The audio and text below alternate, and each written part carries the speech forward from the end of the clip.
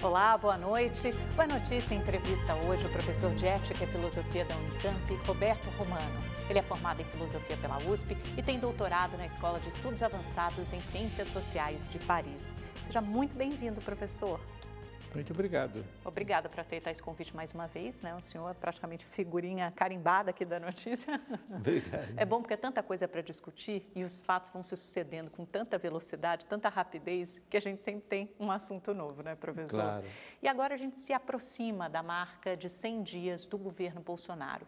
Eu queria que a gente fizesse uma reflexão sobre esses primeiros 100 dias, os caminhos que o governo Bolsonaro, para os quais o governo Bolsonaro aponta e o que o senhor destacaria desses 3 meses de governo? Bom, em primeiro lugar, que me parece o mais notório, é o fato dele ser um governo que não tem uma coesão programática. Ele não foi eleito segundo um plano de ação. Veja, você teve, durante o período o governo Juscelino Kubitschek, você tinha o plano de metas. Então, era um plano que se sobrepunha aos particulares do governo, inclusive aos que apoiavam ou não esse governo. Depois você teve a tentativa de impor um plano, no caso de Jânio Quadros, e já não deu certo, porque você não tinha mais a coesão interna.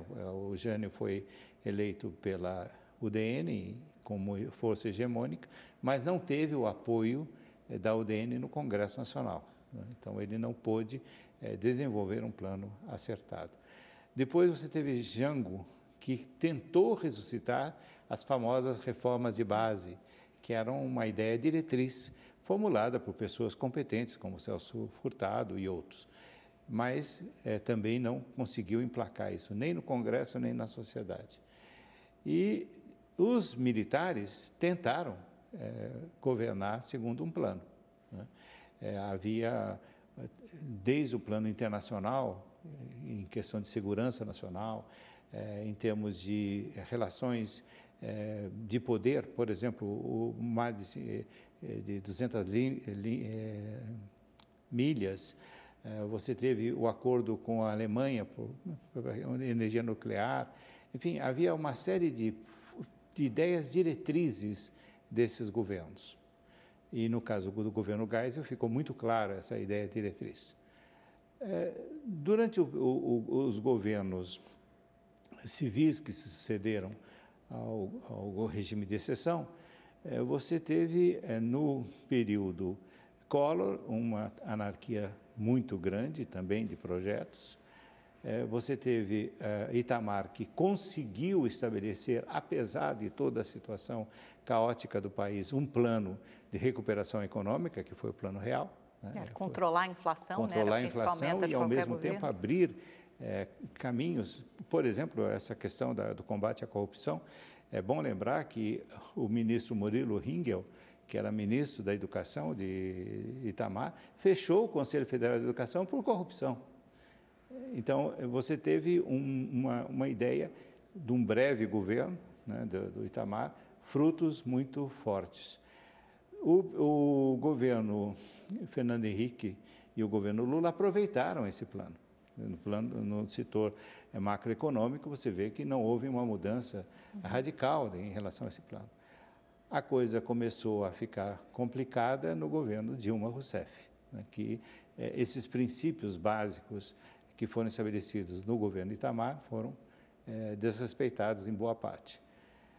E hoje nós nos encontramos diante de um governo que não tem um plano nacional. A reforma da Previdência não pode ser considerada um plano, pelo menos o primeiro passo, esboço de um plano que pelo menos coloque o país numa rota de crescimento? Veja, isso é uma parte de um plano. Que, aliás, talvez nem seja plano dele, né? Um plano do Paulo Guedes que foi veio, adotado, endossado por ele. E que são tentativas que vêm desde o período do Fernando Henrique Cardoso. Fernando Henrique Cardoso tentou uma reforma da Previdência, Luiz Inácio da Silva tentou uma reforma da Previdência, A Dilma Rousseff evitou esse tema e agora ele volta com toda a força. E o Temer colocou isso muito claramente também. Avançou no Congresso, na Câmara dos Deputados, até onde pôde, mas a reforma da Previdência entrou definitivamente no debate nacional, debate público, nacional. Exatamente. Agora, veja, é como se você tivesse com um navio totalmente avariado e você cuidasse apenas da casa de máquinas. Ou se você cuidasse de uma ruptura no casco. Na sua concepção, na sua avaliação, o que deveria ser um projeto de país ou um plano de governo? Olha, um país, ele vive desde a produção primária, agricultura, agropecuária, indústria, ciência e tecnologia, educação, né, cultura, etc. Quer dizer, são prismas essenciais para um projeto de nação e um projeto de Estado.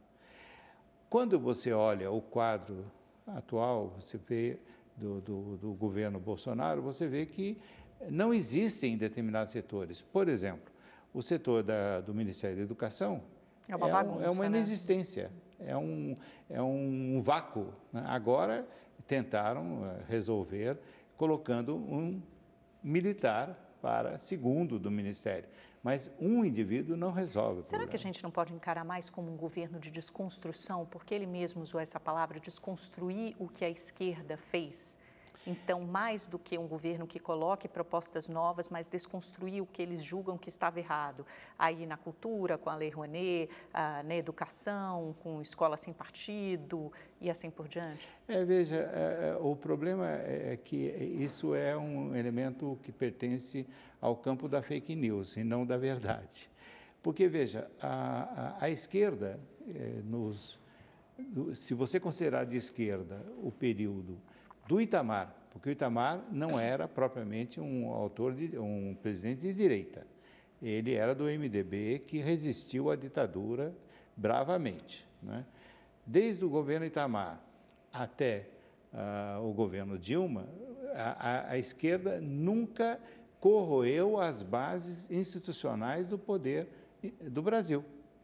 Então, veja, se diz que está se tentando uma desconstrução, não é propriamente do que a esquerda fez. É exatamente aquilo que restou do Estado de Direito que foi instaurado a partir da Constituição de 88. Então, esse é um ponto que eu acho que é pouco discutido. Porque a esquerda foi obrigada a se aliar ao centro para governar, né? O Lula fez isso, o Fernando Henrique fez isso, até se aproximando de partidos, no caso do Fernando Henrique, ao PFL, que eram partidos mais à direita no espectro político, mas que possibilitaram formar uma coalizão sólida, uma base aliada sólida, tanto no governo Fernando Henrique quanto no governo Dilma.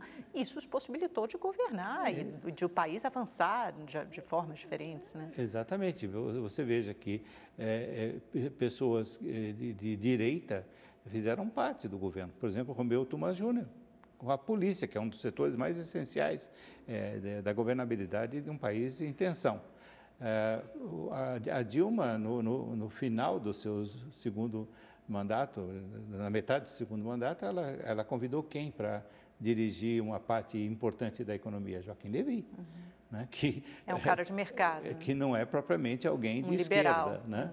Então, veja, essa tese, que me parece muito mais de propaganda do que propriamente de efetivar uma mudança no país, parece que ela é sem base real. Está difícil de discernir o que é realidade do que é propaganda e do que é fake news, né? Porque alguns fatos são contestados e outros são repetidos com tanta veemência que é quase como se eles se estivessem tornando realidade. A gente parece estar virando aquela máquina de propaganda do Goebbels, né?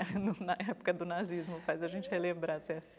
Veja, na verdade quem inventou isso aí é um autor que é pouco frequentado hoje, sobretudo nos setores mais responsáveis pelo governo, né, que chama-se Platão. Né? É ele que, na República, ele fala, né, de que para que você possa mudar a compreensão de uma sociedade, é preciso que você invente uma nobre mentira. E que essa nobre mentira é que todos são iguais. né? Então, o interlocutor de Sócrates diz, mas as pessoas não vão acreditar, né, nessa coisa assim. Na primeira geração, não, mas na segunda e na terceira vai se tornar uma verdade. E Goebbels era um erudito, doutor de filosofia, então ele sabia bem qual era a fonte que ele estava usando. Então, veja, essa é uma questão essencial da retórica e da luta política. Se você repete uma mentira múltiplas vezes, evidentemente alguém vai acreditar, né? E aí ela pode se tornar uma verdade falsa. Eu acho que é importante a gente catalogar, porque a gente fala muito de direita e esquerda, mas eu acho que essa direita representada pelo governo Bolsonaro e alguns outros líderes no mundo, né, que a gente vê essa onda crescendo, Donald Trump nos Estados Unidos, Viktor Orbán na Hungria e assim por diante, ela é uma vertente muito particular da direita, uma direita neopopulista, que muitas vezes bebe na fonte do anti-intelectualismo. Como é que o senhor definiria, caracterizaria essa nova onda de direita no mundo? Causando talvez alguma polêmica, eu diria que é uma recaída na tradição do fascismo que imperou no mundo europeu e em parte no território americano no século XX, né? Você veja, quem estuda, por exemplo, o movimento de desnazificação da Alemanha, da desfascização da Itália, etc., sabe muito bem, inclusive de maneira documental, que não houve, de fato, uma mudança nessas bases ideológicas de pregação de totalitarismo, né? E mais, uma coisa muito grave é que tanto para a União Soviética quanto para os Estados Unidos, uma quantidade muito grande de cérebros ligados à ciência, mas também ligados às humanidades, que comungavam com essas ideias extremamente radicais de direita, que podia-se dizer eram nazistas. E você nota no mundo inteiro um renascimento daquilo que se chama de neonazismo, neofascismo, que para mim não é neo coisa nenhuma, é exatamente uma recaída, uma retomada dessa situação, que não aparece de maneira espontânea, aparece justamente devido à falta de legitimidade dos instrumentos de representação democrática que existem no mundo. Então, de alguma forma, é um fracasso da democracia. É um fracasso e um desafio muito grande. A democracia é um regime muito tênue, muito frágil, né? Ele supõe um trabalho de equilíbrio social, de equilíbrio econômico e de equilíbrio cultural extremamente sofisticado. E, por isso mesmo, as suas leis são extremamente bem elaboradas, bem feitas, etc. Ora, o que acontece? Você tem, no mundo inteiro, um crescimento urbano inédito na história da humanidade. Essas grandes massas precisam de água, esgoto, escola, hospital, etc., etc., etc. Não há governo, nem dos Estados Unidos, nem da França, nem da Alemanha, que é o grande exemplo, que possa satisfazer plenamente essas necessidades. E ainda tem as ondas migratórias, né? Exatamente, e aí nós chegamos. E aí, o que o imigrante serve? Como bode expiatório. Então, você retoma as pregações xenófobas do século XX contra o outro. No nazismo, no fascismo, exatamente. Né? Justamente isso que caracterizava. E aí você tem esse fenômeno que é chamado de populismo, né? América acima de tudo, o nosso colega húngaro que prega essas coisas. O Viktor Orbán. Você tem na Itália, né? Você tem na França, estão falando muito fortemente, eu vejo as análises dos meus colegas franceses, né? Falando com a cada vez mais chance da direita, de tipo Marine nacionalista, da Le Pen, chegar ao governo, né? Então, essa questão, a democracia não é um regime que tenha solidez absoluta, ela precisa do consenso. E quando você não tem um consenso na base econômica, na base social, na base ideológica e, sobretudo, na base cultural, né, evidentemente, ela está em perigo. E é interessante porque esses governos, né, pode ser um contrassenso, mas o senhor fala num renascimento do autoritarismo, né, quando o senhor fala numa recaída no fascismo, são regimes, né, totalitários e autoritários, mas ao mesmo tempo são líderes eleitos democraticamente, legitimamente, e têm o apoio de grande parte da sociedade.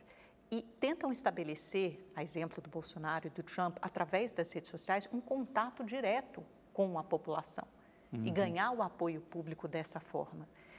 O que isso contém? Um governo autoritário que tem apoio popular? Veja, o primeiro ponto é que esse apoio popular não é absoluto, né? Então, se você pegar a votação de Trump, você pega a da Hillary Clinton, você vê que são milhões e milhões que não escolheram o Trump. Inclusive, no maior caso, até em número, exatamente, né? Porque você teve mais eleitores do que ocorreu no colégio eleitoral. Sim. Né? Então, aqui no Brasil aconteceu uma coisa muito similar. A gente já vê a popularidade caindo, né, do Bolsonaro. Então, o que acontece aí, que vem prejudicar e que vem piorar a crise da democracia, é o fato dos partidos políticos estarem caducos. E as redes sociais ocupam esse lugar, de certa forma, né? Dão impressão de um apoio muito mais inflado do que talvez seja real, né? Exatamente. Você tem aí uma ausência de renovação dos partidos políticos, inclusive em termos geracionais, né? Aqui no Brasil, por exemplo, os partidos políticos, quando você vê uma reunião de líderes políticos, você vê todos com cabeça branca como a minha, né? Você não vê gente moça. E a gente moça, muitas vezes, é subserviente a esses caciques, né? É um fenômeno que já foi diagnosticado no começo do século XX por Max Weber, foi retomado por Robert Michels, né? Que é a oligarquização dos partidos políticos. Os nossos partidos são mais do que oligarcas, eles são uma federação de donos de partidos, né? Você conhece políticos aqui brasileiros que são verdadeiros proprietários da legenda. E aí você tem essa ruptura, você não tem essa representação social, né, de base, você falta a base social. Exatamente, os partidos não falam. E vejam, aí boa parte dos partidos caíram no engodo da propaganda eleitoral, por exemplo, né? Fizeram alianças, prejudicaram alianças, tendo em vista ganhar um tempo na televisão para a propaganda e no rádio para a propaganda política. E, com isso, não se mobilizaram em termos de base das suas militâncias. Você veja, nós não temos até hoje, em nenhum partido político brasileiro, o mecanismo da eleição primária, né? Eleição primária, não essas convenções em que se juntam lá meia dúzia de pessoas, né, e proclamam o resultado. Alguma coisa mais parecida com o sistema eleitoral americano? Você tem uma longa discussão, né? Um ano antes da eleição, da data da eleição, já começam as discussões internas no partido. Veja, o próprio Max Weber, analisando essa questão dos partidos, ele mostra como essa prática começa na Inglaterra, que no sentido de tirar da mão dos conservadores que dominavam partidos, né, o controle desses partidos. Então, você teve o caucus, né, as pessoas que começaram, através dessas eleições internas, a derrubar velhas oligarquias partidárias, o que possibilitou tanto ao Partido Conservador inglês quanto ao Partido Trabalhista ter forças para enfrentar o tempo. Os nossos partidos duram 3 dias e mudam de nome em 3 dias também, né? Eles não têm consistência interna. E acham que isso é renovação. Professor, vamos falar um pouquinho sobre o futuro, antes da gente começar a discutir, acho que o governo Bolsonaro propriamente dito, né, e temas mais concretos, como reforma da Previdência, articulação política, articulação com o Congresso. Pensando em termos mundiais, assim, num caráter internacional, quais os riscos do avanço dessa onda de direita neopopulista e para que caminhos aponta, né? A gente vê hoje, por exemplo, o senhor está falando aí dos partidos no Reino Unido, mas hoje ninguém é capaz de dar uma resposta ao Brexit, né? Como será a saída do Reino Unido da União Europeia? Veja, uma constatação social básica, não é? Não existe, por enquanto, uma sociedade que dirige a si mesma. A última que nós conhecemos é a grega há 2000 anos atrás, a democracia direta, né? Eles tentam fazer isso de alguma forma, né? Com esse negócio de rede social, tentar fazer esse contato direto com o eleitor, como se você fosse substituir os partidos, mas isso não parece muito factível, interessante, né? Isso, mas veja, o que acontece é que na Grécia, ou durante todo o período romano e do período da democracia moderna, você tinha o contato direto dos políticos e dos partidos com a população através dos comícios e das campanhas eleitorais. Quando elas se tornam apenas eletrônicas, né, desaparecem as dores, desaparecem as chamadas efetivas, aparecem apenas e tão somente palavras de ordem, slogans e acusações umas contra as outras, né?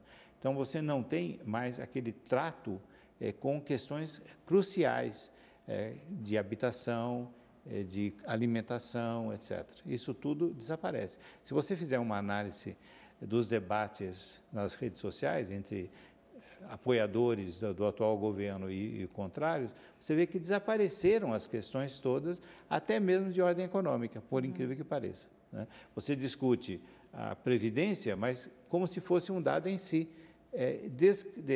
deslocado, né, desconectado de todo um sistema que está ligado a esse problema. E é um debate puramente ideológico, né? Uma ideologia que não encontra amparo na realidade, na angústia, nas agonias do dia a dia das pessoas, desemprego, como o senhor disse, habitação, saneamento básico, etc. Veja, o slogan é uma maneira de condensar ódios e admirações, né? O grande slogan do século XX é I like Ike, né? Que, ao mesmo tempo, concentrava toda a admiração pelo poderio norte-americano, né, pelo American Way of Life, né, e, ao mesmo tempo, era um grito de guerra contra a União Soviética, né? Então, se você falava I like Ike, né, evidentemente você estaria expondo um programa oculto, um programa que não aparece. O problema do slogan é isso, é que ele sintetiza e consegue adesões a coisas que não são demonstradas e não são demonstráveis, porque exigiria tempo. A rapidez da internet, a rapidez das redes sociais, justamente esconde a realidade da vida, que não é tão rápida assim. Vamos tentar adaptar tudo isso à nossa realidade, né? Colocar essa discussão num panorama, numa dimensão mais concreta. Como é que o senhor vê a articulação política? A gente sabe que houve muitos ruídos, né? Principalmente entre Rodrigo Maia, presidente da Câmara, o Jair Bolsonaro. Parece que ele adota uma postura diferente agora, ao chegar de Israel, já vai se reunir com os presidentes dos partidos, notadamente os partidos do Centrão, quer dizer, faz uma sinalização que precisa dessas pessoas para governar. Mas são justamente as pessoas, esses presidentes dos partidos, que ele classifica como de velha política. Dá para tentar conciliar essas duas coisas? O slogan de campanha, para usar uma palavra, um termo que o senhor usou agora há pouco, que era contra a velha política, contra isso tudo que está aí, e governar, que ele vai precisar do que ele chama de velha política? Olha, eu desconfio muito de tudo que se apresenta como novo, né? O novo refrigerante, o novo dentifrício, o novo carro, tudo isso é truque de propaganda, né? Veja, você tem uma estrutura da sociedade que, na brasileira, é arcaica, é não igualitária, não é democrática, é preconceituosa, né? É cheia de problemas de ordem de democracia civil, né? O Brasil é a terra do sabe com quem está falando, né? Só isso. Do jeitinho. Do jeitinho, da fila dupla, etc. E da carteirada, né? E você tem uma estrutura de Estado que foi construída em séculos. Então, alguém que chega para você e diz, olha, eu sou o novo absoluto, é muito complicado, sobretudo no caso desses políticos que agora estão no governo, né, que conviveram com o sistema tradicional. Que já estão na política há 28 anos, 28 anos, no caso dele, do presidente, mas o Onyx Lorenzoni não nasceu ontem. Tem uma notícia interessante no jornal Valor Econômico que o presidente da República vai conversar com Romero Jucá, E com o Kassab. Com o Kassab, quer dizer, o que há de novo aí? Veja, o Fernando Collor tentou essa jogada, Jânio Quadros tentou essa jogada e não deu certo, né? Porque efetivamente você tem que ter um plano de reestruturação da sociedade e do Estado. E isso supõe um programa mais ou menos coeso. Ora, quais são as forças que estão apoiando o atual governo? Você tem de um setor militar, que também não é absolutamente coeso, você encontrará subdivisões nesse setor. Mas que até tem que se comportar de uma forma mais ou menos coesa, pelo menos os que estão no governo. Coesa, né? E com muito mais propriedade, com muito mais sentido técnico-administrativo do que o serviço desse governo. Né? Até, né? Agora, você tem o setor religioso, que está atuando doidamente nesse governo, né? Colocando inclusive em risco a economia. Porque, veja, quando você... E a diplomacia, né? A diplomacia agora e a economia, em Israel, né? Porque, veja, como diz um diplomata de uma maneira muito bem, né? Muito boa, você tem 25 anos de construção de uma diplomacia econômica junto aos países árabes que está sendo jogado pela janela, né? Com essa em nome, adesão... a gente não sabe exatamente do que, né? De uma bancada religiosa evangélica. Exatamente, com um programa teológico. É um programa teológico, né? Que acha que Jerusalém... Outros erros, por exemplo, esse olavismo de Carvalho, né? do nosso chanceler, que causou esse tremendo problema com a China. Ele se apresenta como um filósofo, como um senhor professor. Ele tem alguma obra importante? Porque sempre citam aquele livro, como é que é? O que você precisa saber para não ser idiota, uma coisa assim. Olha, eu acho que não existe ser humano que não possa escrever coisas com sentido e coisas sem sentido. No caso desse senhor, o que eu digo sempre é algo que eu lhe falei, né? De um colega meu que falava de um terceiro, né? O que ele diz, eu não posso dizer que é verdadeiro nem falso, nem belo nem feio, nem bom nem ruim. Eu acho admirável, né? Porque é uma catadupa de palavras entremeadas por palavrões, né? Que servem apenas para impor a sua vontade programática, que no caso é manter os seus fiéis discípulos no centro do poder, né? Acho que isso aí é muito pouco para fazer filosofia. Mas o senhor estava falando dos grupos que apoiam o governo, né? A gente até se perdeu. Aí o senhor falou da parte dos militares, dos religiosos. Os evangélicos, você tem os católicos conservadores, que são bastante numerosos, né? E você tinha setores importantíssimos da indústria e você tinha setores importantíssimos do agronegócio. E do mercado. Exatamente, e que tem, inclusive, ainda uma ministra da Agricultura que está ligada a eles, o que não é novidade, porque no governo Dilma Rousseff nós tínhamos Cátia de Abreu. E no anterior, Blairo Maggi, e assim por diante, sempre um grande agricultor. E líderes que supostamente eram absolutamente de esquerdas tinham muito bom trato com esse setor ruralista, né? Então, eu acho Até porque é um setor importante da nossa economia, né? Exatamente. O agronegócio. Então, veja, esses setores estão perplexos. Mas por que tinha? O senhor usou, tem ainda no presente para alguns setores militares e religiosos e tinha no passado para outros? Os religiosos já estão entregando a bandeira, né? Eles já estão desistindo de um apoio irrestrito ao governo porque os cargos não vêm. Né? E o seu programa também não está vindo tão fortemente. Aliás, é um fracasso muito grande, tanto da senhora Damares, né, quanto do ministro Vélez, não está conseguindo levar adiante o seu programa. E, no caso dos ruralistas, eles podem ter ainda esperança de uma mudança, mas essa mudança, veja, significaria romper com esse tipo de slogan, com esse tipo de doutrina xenófoba e de extrema-direita, né? Que não percebe a realidade complexa do mundo inclusive do ponto de vista econômico e do ponto de vista social. De todos esses setores, porque o Bolsonaro precisou de todos eles para se eleger, quem ele realmente representa na sua avaliação? No que ele realmente acredita? Porque certamente não é na reforma da Previdência, né? Isso veio a reboque junto com o Paulo Guedes, foi a condição para o Paulo Guedes pular no barco para ele conseguir o apoio da indústria, do mercado financeiro, etc., da elite econômica. O que define o presidente Bolsonaro? O que o senhor acha que ele vai lutar nesse governo? Olha, eu acho que é justamente um elemento que me parece gravíssimo do ponto de vista da dominação política, que é o ressentimento, né? É um governo ressentido, né? Ele não se dá bem com o setor liberal da sociedade, ele evidentemente não se dá bem com a esquerda, né? Mas ele atribui ao liberalismo, ele atribui à estrutura tradicional do Estado brasileiro todas as culpas da situação de insegurança policial, de insegurança social e, sobretudo, dos costumes, né? E me parece que esse tipo de assumir um compromisso irrestrito com a agenda de costumes é alguma coisa que não dá certo, sobretudo num país que tem informações e tem formações altamente complexas, muito mais complexas do que acontecia no período de Jânio Quadros.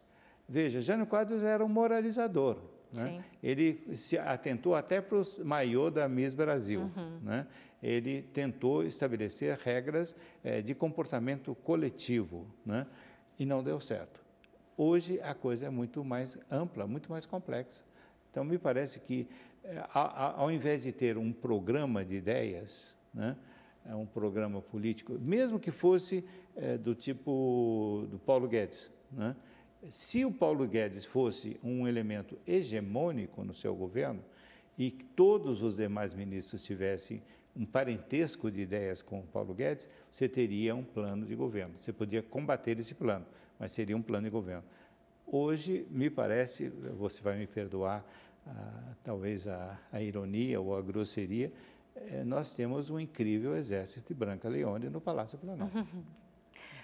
Existe claramente uma disputa interna entre vários setores, mas parece que a reforma da Previdência, até talvez o presidente, não sei se ele se convenceu totalmente disso ou não, mas que é a mais urgente. Eu acho que quando o dólar foi a 4 e a Bolsa despencou mais de 3% num dia só, talvez tenha soado o alarme, porque ele sabe que se não passar a reforma da Previdência, o governo dele já é um fracasso de início, e aí ele não consegue nem chegar ao segundo momento, que provavelmente será a pauta de segurança pública, moral e costumes, etc., que realmente o definem. A reforma da Previdência passa? O senhor acha que tem ambiente, esse ambiente está começando a ser construído? Olha, o grande temor do mercado, o grande temor dos operadores econômicos é a desidratação da reforma da Previdência. O que eu chamaria de adequação dessa reforma aos anseios também de vastos setores da população brasileira, né? Então, você tem os interesses do mercado, você tem os interesses do setor financeiro, mas você tem que levar em conta também que boa parte desses deputados, desses senadores, representam o setor dos trabalhadores, sim, das pessoas que vão ter o seu regime de vida modificado, né? A começar com questões que estão conectadas com ela, né? Por exemplo, a questão da reforma trabalhista, né, que já foi encaminhada, né, e está num vazio esperando essa reformulação da Previdência. Então, me parece que o que aconteceu foi que foi apresentado pelo Paulo Guedes, né, e por setores do governo com uma radicalidade tamanha essa reforma da Previdência que assustou até mesmo aquela possível base de apoio que o presidente podia ter no Congresso Nacional. Então, isso aí é uma tarefa de muita diplomacia entre poderes, o que eu vejo com um problema sério, né? Porque Onyx Lorenzoni não tem cumprido bem essa função. Pouco a pouco, você tem militares, a começar do vice-presidente da República, que estão cumprindo essa função de diálogo com o poder legislativo. Mas aí você tem um pequeno complicador familiar que piora tudo, né? Você tem filhos do presidente que uma hora bombardeiam os deputados, né? Outra hora bombardeiam o próprio presidente da República e, com base no seu grande guru, que chega ao ponto, me parece inédito na história da República, de chamar um vice-presidente da República de idiota. Uhum. E o general Santos Cruz também, né? Que exatamente. É um agora, ministro muito próximo essa polêmica ali da de hoje, né? Você está vendo isso. Pois é. Agora, professor, quando a gente fala também de política e desse negócio de velha política, Bolsonaro diz que não quer mais o toma lá da cá. E quando ele fez o ministério, nomeou os ministros, ele não usou indicações de partidos, no máximo de bancadas temáticas, e mesmo assim algumas nomeou pessoas técnicas ou então da preferência pessoal dele. Dá para manter isso? O que entrará no lugar? Como se dará essa articulação, essa negociação com o Congresso? Porque a gente sabe que negociação é a base de qualquer política, né? Como será feita essa negociação? Se até agora os parlamentares só sabem fazer em troca de cargos e verbas, ela consegue se dar de alguma outra maneira para que o governo tenha uma base aliada? Porque até agora a gente não sabe qual o tamanho dessa base, ou acho que nem há uma base. Veja, o problema é que você tem um Estado brasileiro que é excessivamente centralizado e excessivamente centralizado no Poder Executivo, né? Ele concentra na mão todo o erário, ele concentra na mão toda a arrecadação, né? E a maneira tradicional de conseguir legitimidade nas regiões é através do Congresso Nacional. Você retorna recursos para as regiões através da ação dos projetos e das emendas parlamentares ou de bancadas. E se você mantém a centralização, e ele está mantendo, né? Sem outro recurso, como é que o deputado, como é que o senador vai chegar na sua cidade ou na sua região e dizer, olha, nós só temos a prestar fidelidade à pessoa do senhor Bolsonaro. Não vai ter ponte, não vai ter escola, não vai ter esgoto, não vai ter água, não vai ter estrada, não vai ter nada disso. Vai ser apenas pelo culto de sua excelência. Isso não dá. Essas indicações políticas para cargos, elas são necessariamente negociações espúrias? Porque a gente se acostumou no Brasil, depois da Lava Jato, a achar que sempre essas indicações, nomeações políticas eram necessariamente em troca de favores pessoais. Era uma coisa ruim, era sinônimo de corrupção. Não, veja, é o modo pelo qual funciona mal, evidentemente, a Federação Brasileira. Mas isso funciona assim em qualquer lugar do mundo? Olha, eu não diria que funciona exatamente assim, mas se o presidente Trump começa a valorizar apenas o setor central do poder e esquece os estados, evidentemente ele tem vida muito curta. Quer dizer, se você não tem uma política de distribuição do excedente econômico, né, que é o que nós estamos falando, na verdade, é isso. Se você não tem uma política de retorno ao contribuinte do que ele pagou, minimamente, se o Poder Executivo não faz isso, tem que ser através do Poder Legislativo, porque através do Judiciário, aí teríamos uma solução que é uma catástrofe ainda maior. E nós vamos para um rápido intervalo comercial, voltamos em seguida, não saia daí. Olá, estamos de volta com o professor de Ética e Filosofia da Unicamp, Roberto Romano, nos dando uma aula aqui sobre política, né? Professor de filosofia, mas a gente só fala sobre política aqui no mundo. Professor, restam poucos minutos desse segundo bloco, então gostaria de pincelar, simplesmente tocar em alguns assuntos que eu acho que ainda são importantes e a gente não falou no primeiro bloco. Política externa do governo Bolsonaro, essas primeiras viagens dos Estados Unidos, Chile, Israel, o que sinaliza? Sinaliza, veja, o Brasil nunca foi uma potência destinada à hegemonia mundial, né? Ele é sempre uma potência do meio, uma potência mediana, né?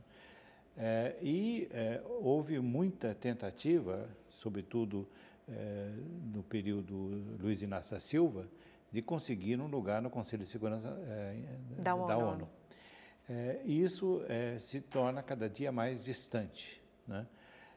O país não está aparelhado para a guerra. Você não tem forças armadas capazes de enfrentar países fortes. Embora isso fique um pouco no ar, né, com a questão da Venezuela. Exatamente. Você tem uma economia muito grande, mas que é instável na sua base, nos seus alicerces. Depende muito do humor do governante do momento. Você não tem uma produção científica e tecnológica capaz de criar produtos que sejam importantes no comércio internacional, né? Você sabe, as mudanças tecnológicas ocorrem de minuto a minuto hoje, né?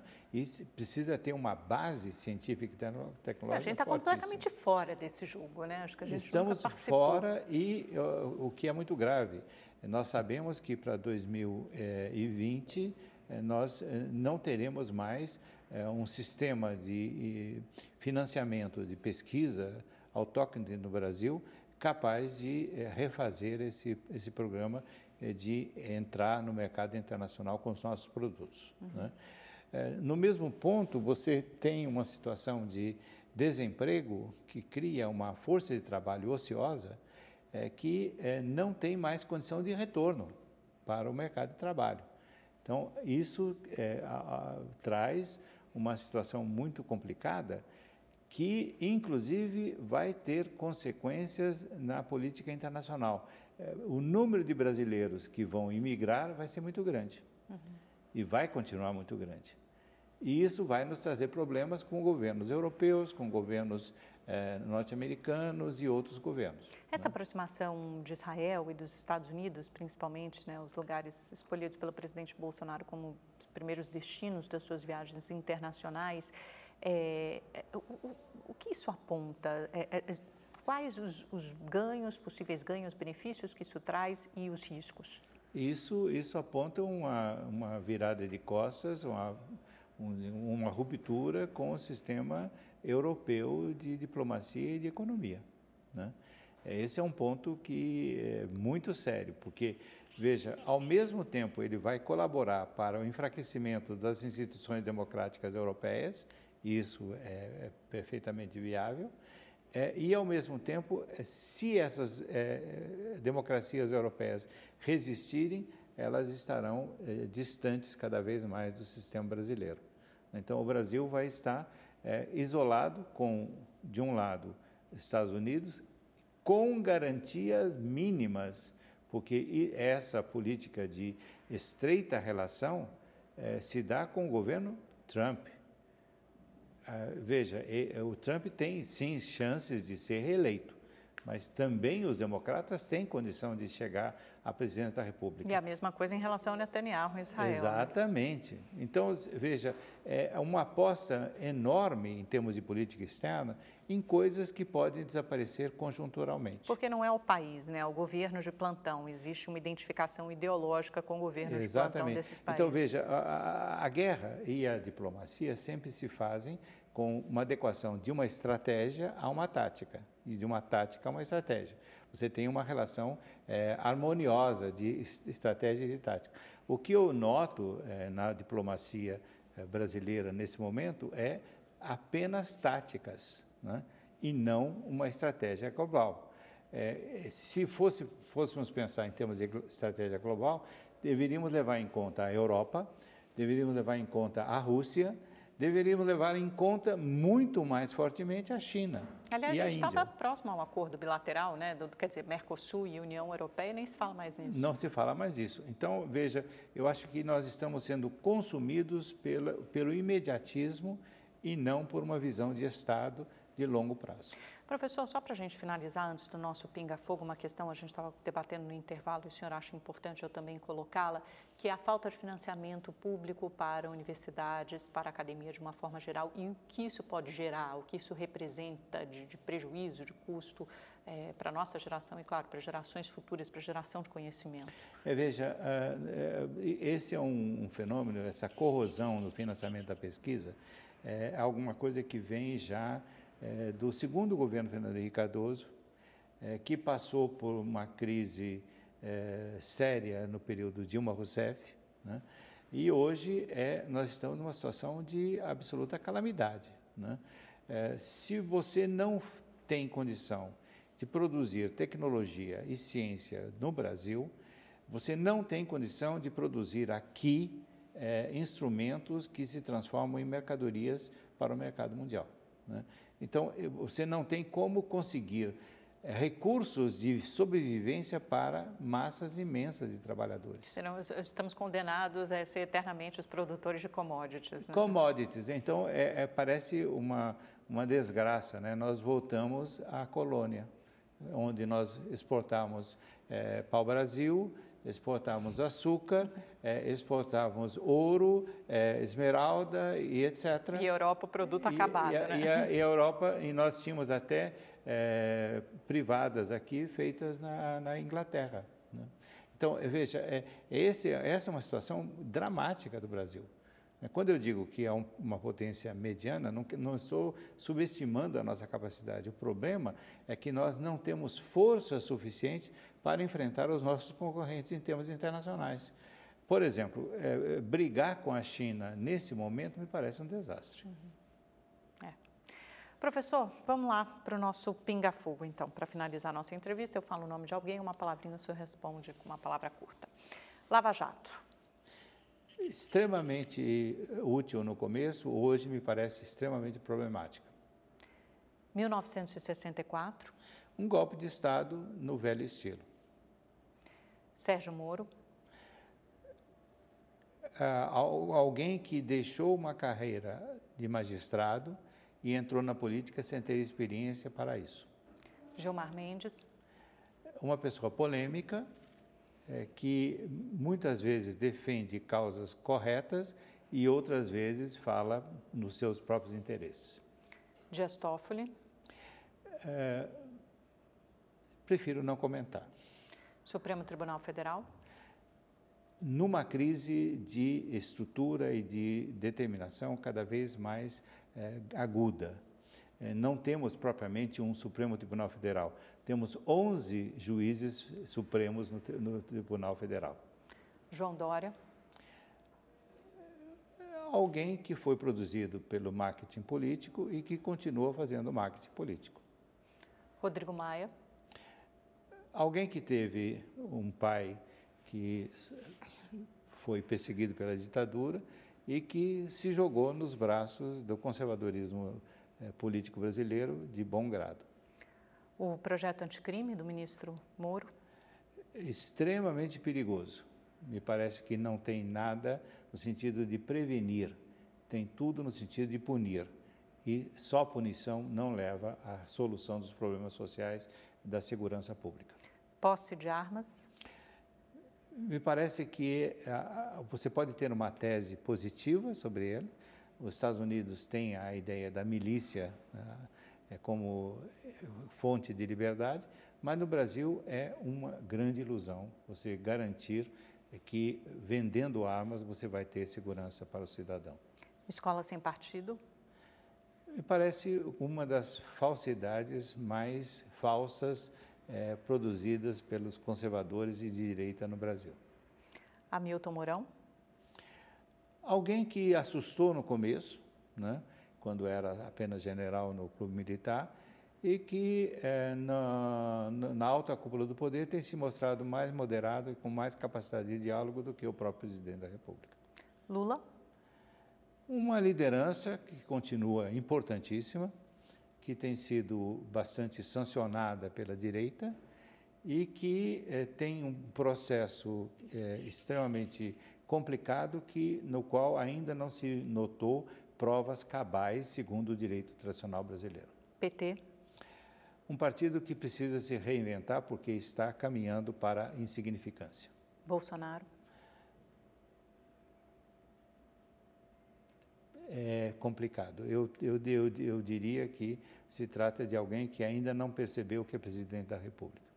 Professor, muito obrigada. Uma delícia conversar com o senhor, como sempre. Obrigado. Volte mais vezes. Obrigado.